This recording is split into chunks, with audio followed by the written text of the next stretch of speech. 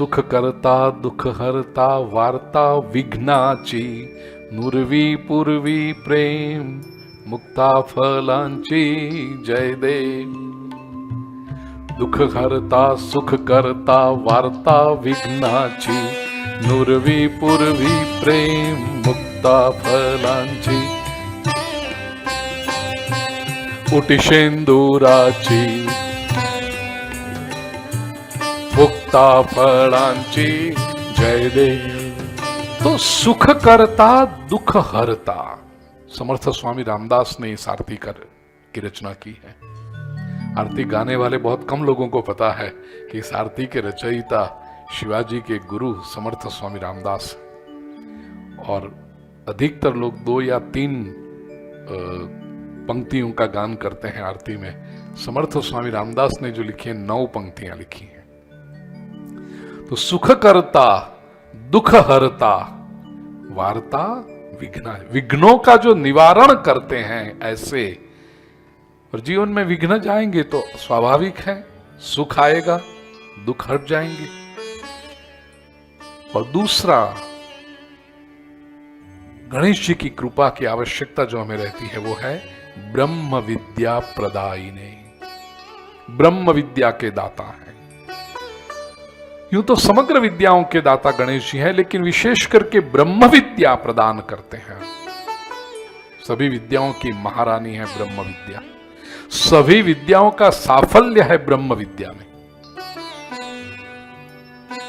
उपनिषद में बड़ी सुंदर कथा है। गुरु के आश्रम से विद्या संपादन करके और समाज में प्रतिष्ठा प्राप्त करके उद्दालक का पुत्र आया है। सब लोग स्वागत कर रहे हैं। विश्व में तो कीर्ति फैल गई थी, लेकिन मनुष्य का एक स्वभाव होता है, जो जब अपने गांव में आए और गांव के लोग स्वागत करें तो उसको अधिक आनंद होता है।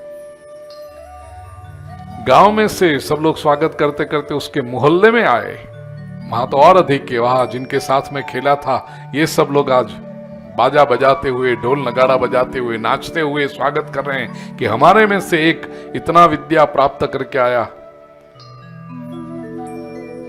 और इस युवक की दृष्टि खोज रही है मेरे पिताजी कहां हैं। मोहल्ले में जब आकर देखा तो पिताजी आंगन में आए, देखा और घर में वापस चले गए। युवक को आश्चर्य हुआ। उसकी तो अपेक्षा ये थी कि पिताजी दौड़ते हुए आएंगे, गले लगा लेंगे, वो चरण स्पर्श करने के लिए झुकेगा तो पिताजी उसको उठा करके छाती से लगाएंगे, आलिंगन देंगे, वाह वाह बेटा, I am so proud of you. ये सब बातें तो दूर। घर में से आंगन में आए थे, देखा और घर में वापस चले गए। सब स्वागत का स्वीकार करके जब युवक घर के अंदर पहुंचा, पिताजी का चरण स्पर्श किया, पिताजी ने कहा ठीक है बैठो। आ गए बस। This young man from the university did not expect such a cold response from his father. तो कहने लगा, पिताजी आपको पता चला मैं स्नातक होकर आया हूं, मेरे गुरु ने मेरी बड़ी प्रशंसा की है।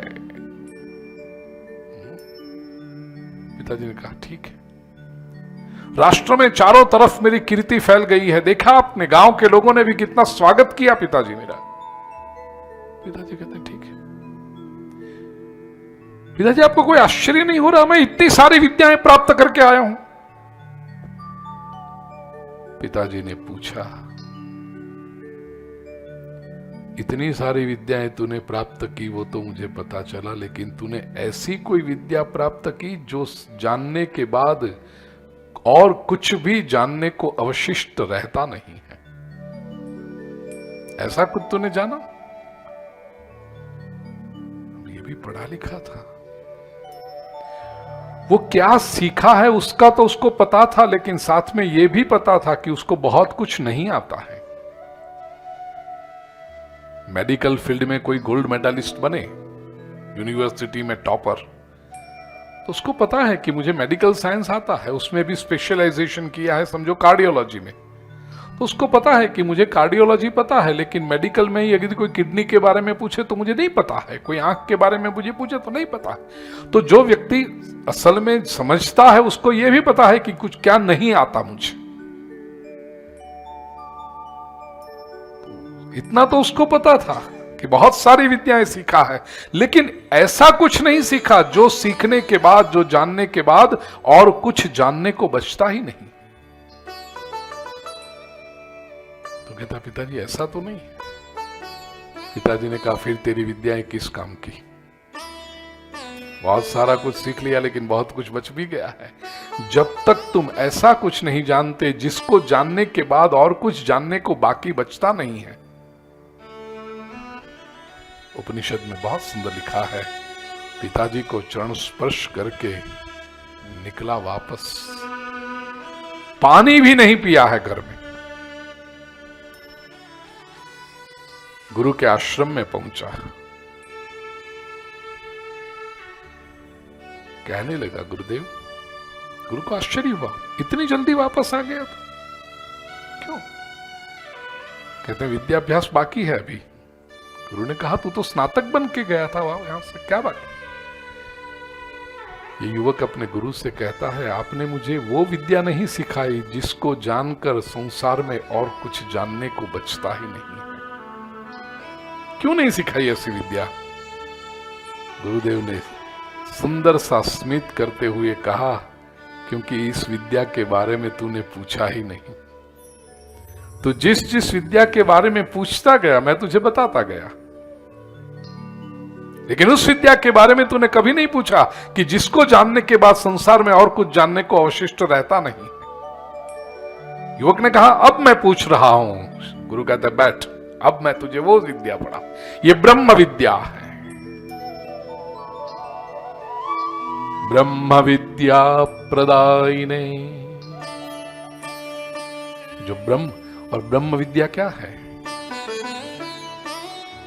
जो स्व का अनुभव कराए और परमात्मा का अनुभव कराए। केवल स्व और परम का इंडिविजुअली अनुभव कराए वो नहीं, लेकिन स्व और परम अभिन्न है ये अनुभव जो कराए। अयमात्मा ब्रह्म तत्वमसि श्वेतकेतो अहम ब्रह्मास्मि प्रज्ञानम ब्रह्म। वेदों के 4 जो महावाक्य हैं ये ब्रह्म विद्या है। भगवान गणेश की कृपा के बिना व्यक्ति को ब्रह्म विद्या प्राप्त नहीं होती। तो विद्या प्रदाता है और विघ्न विनाशक, ऐसे भगवान गणेश का दर्शन हम करें